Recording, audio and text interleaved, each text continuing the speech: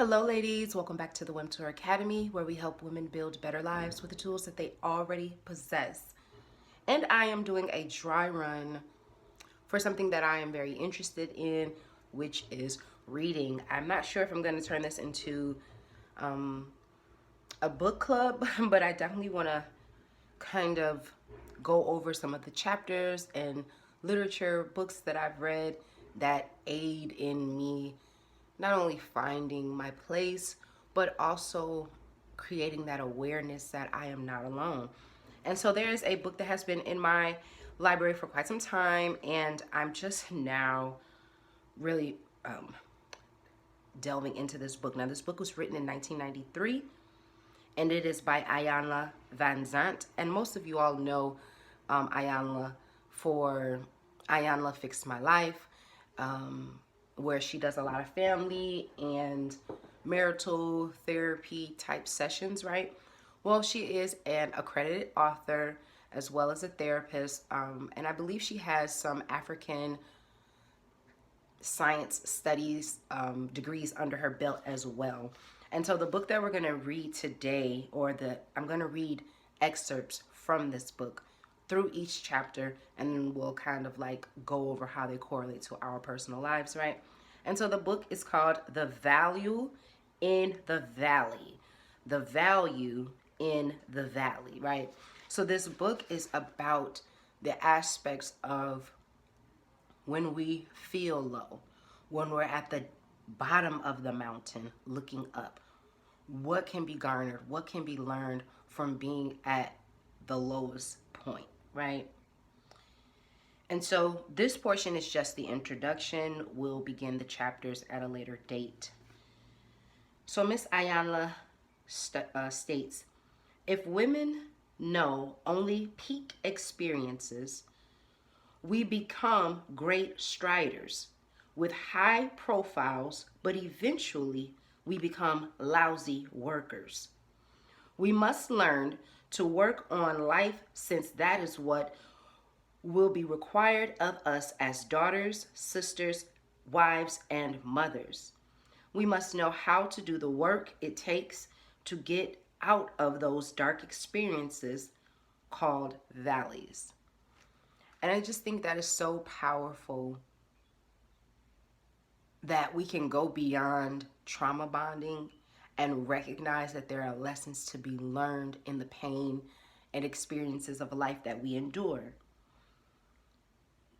If we look at social media, then we see a lot of women at their peak mountain space, right?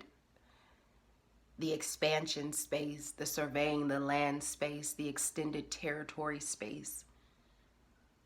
But we never talk about that downtime, the uncertainty, feelings of unworthiness, right? Those dark experiences called valleys. And I'm so glad that Miss Iyanla wrote this book, because I'm quite sure before the internet and everything, there are shared thoughts and ideas that kind of make you isolated. And when you feel that you're the only one, it puts you in this corner where you feel like the experiences you're garnering are unique to you. And most times they're just not. Miss Iyanla goes on to say, there are many times we may fall into a valley without knowing how or understanding why. There are also those occasions when we have no idea there are also those occasions when we have no idea that we are in a valley. Unfortunately, many Black women have become so accustomed to hard times and bad situations, we think that is all life has to offer. In order for women to wake up and get the message of a difficult experience, she must realize there is always value in the valley. Thus the title of the book. And obviously this book is written by a Black woman, and it was written, I'm sure, with Black women specifically in mind. If you are old enough or are aware of what the 90s structure looked like for Black women, this was a pivotal point in the trajectory of Black women, going up different ladders, right? And so when you are head of household, head of a company, there is an energy that embodies you, right? Where you are so used to being in a leadership position that it's hard to let go of the reins, right? It's hard to sit in the passenger seat and allow someone else to drive. And this is kind of what's been asked of us as women, right? To utilize that intuitive aspect of us, the discerning aspect of us, to know when to hold and know when to fold, right? Miss Ayanla goes on to say, the valley can be depression, confusion, loneliness, or a high level of pissosity. The valley can be an addiction, an attitude, an obsession, or all of the above. The valley is usually dark and bleak. It always feels ugly. Yet no matter how dark and bleak the valley seems to be, for you or someone you know and love, there is always value. The key is in remembering that no matter how low you fall, you can always get up. And I think that is just so beautiful. That's a word to the wise, something that we can keep in our frontal lobe to remember that we can always get up. There is nothing asking, beholding, or making us sit down, stay down, right? Miss Ayanla goes on to say, in the valley, we change because we're forced to grow, to stretch, to reach beyond the limits we place on ourselves and allow others to place upon us. We cannot see through the darkness of the valley, so we are forced to trust our intuitive knowing, our ancestral link.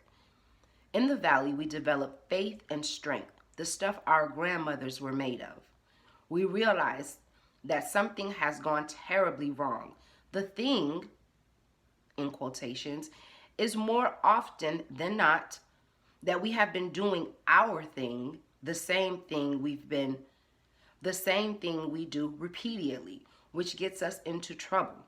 In the best possible scenario, a valley experience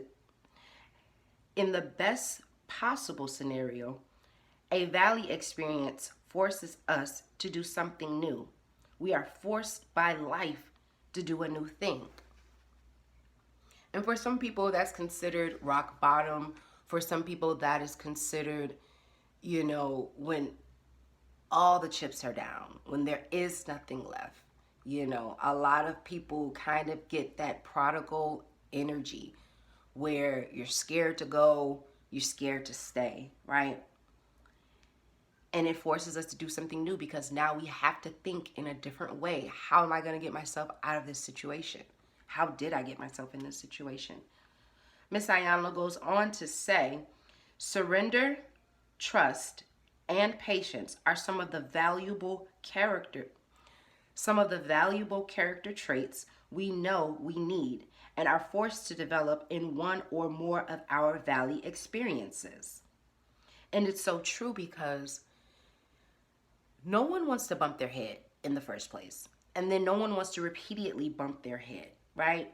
We want the lessons to be learned and we want to be able to move on, right? This is no different than summer school or being held back a grade. There is a feeling that comes along with that. I don't want to have to learn that lesson again, right? And so if we're coming from that stance, then we're looking for something different when we get into those positions, right? Miss Ayanla goes on to say, the valley is a time of preparation. When you are ready, you move forward. And it's just as simple as that. This life is no different than school. You must pass the test. You must read the information. You must study. You have to learn the lesson in order for you to go on to the next grade and then to eventually graduate. Miss Ayanla goes on to say, I realized valleys helped me to cultivate the qualities and attributes I needed but continued to resist. The valley provided me with the time and the opportunity to look at my most resistant, uncooperative self. I thought I was perfect. One way, my way. Since I was right, I believed everyone else was out of their mind. As a result, I spent the better part of my adult life going from one valley to another. I wanted my life to change, but I was not willing to change. The valley taught me that change of life requires change of mind. When I resisted change, I nearly lost my mind. So imagine going against nature. Imagine going against the natural nature of existence. There is a reason why we build shelters. There is a reason why we have access to certain things that keep us away from the open elements, because there is a natural nature law that we have to surrender to. And when we go against the grain, you know what happens, right? We know what happens when we go against ourselves, when we go against our own thinking, when we go against what we know to be true. We play ourselves if we do that. Miss Ayanla goes on to say, through the dark experiences of the valley, I learned non-resistance was the only way I could recover my mind and change my life. I also discovered that facing the truth about my life was the only way out of the valley. That's the open sesame. Surrendering, admitting, accepting, right? That's the thing that's going to allow you to fit through the door. And she said she had to face it. She said she wasn't right about everything. She had to acquiesce that maybe some people did know a little bit more than her and had just a little bit better idea of what should be done versus what she wanted to be done, right? And how that plays out in our life, that stubborn mule aspect, right? Miss Ayanla goes on to say, I learned that the only thing that really mattered was what I believed about myself. The other people in my life, the events and circumstances, were merely a reflection of my accumulated thoughts and feelings, right? So imagine if your response was the default of someone else's reality. So every time you responded to an emergency or a situation in your life, your response was predicated on those around you. Oh, I don't want to tell the truth because I don't want them to judge me or view me in a certain light or talk about me. Imagine not doing the work in healing because you're scared of what other people are going to say. Miss Ayanla said that she had to reflect and come to the conclusion that what she thought about herself was a culmination of what others had thought about her. All of the incapability she thought she had, her appearance, the way she spoke, how she thought it was wrong because of the outside forces, right? She wasn't willing to reflect in those valleys and come to the conclusion that she was better than that. Miss Ayanla goes on to say, that is what valleys do. They force us to do what we resist.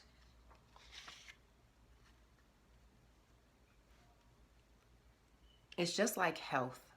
You want to make sure you're doing it because you can, not because you have to.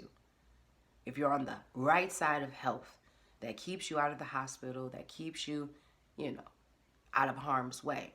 But you don't want to have to start working on your health from the hospital bed. You don't want to have to start working on your health from a place of disadvantage, right? A place of default, because we're lying to ourselves or playing victim to ourselves. Miss Ayanla goes on to say, I was settling for less than I wanted and telling myself it was all right, knowing it was not all right. Being complacent with self is the most sabotaging aspect of the human experience. It's harmful and it's cruel. It is a true sin against self. Settling for less than what I wanted and telling myself it was all right, knowing that it was not all right. It's amazing how the mind can begin to trick itself to believe what it's being fed, right? She goes on to say, I apologize. Where did we leave off at?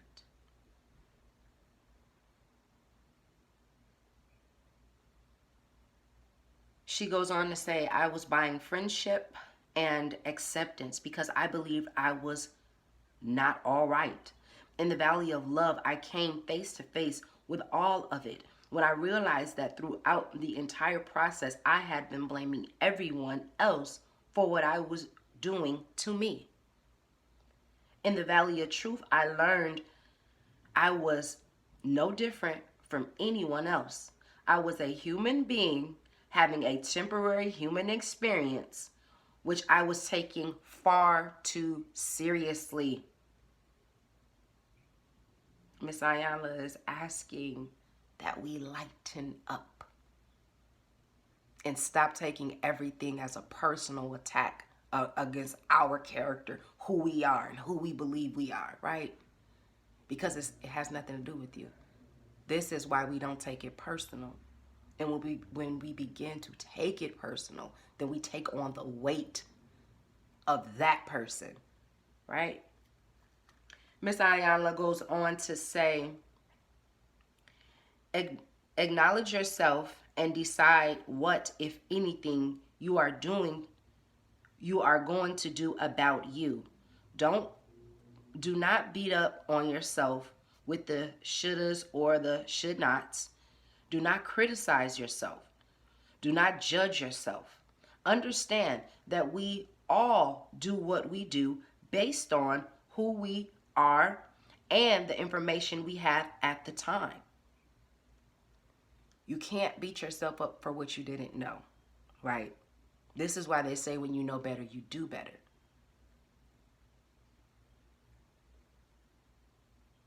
By all means, cry for the life that was lost, the love that was lost. But after you wipe those tears, garner the strength, right, of the full human experience that allows you to cry for yourself and for your fellow man. She goes on to say, the shift is bound to create a breakthrough. And that's how she ends the introduction. And so this, once again, is The Value in the Valley by Iyanla Vanzant. And that's Iyanla, Iyanla Vanzant, Vanzant. And we will pick up at chapter 1 at a later date. And once again, until we meet again, ladies, please remember, it is not enough to just be pretty. You must be pretty on purpose.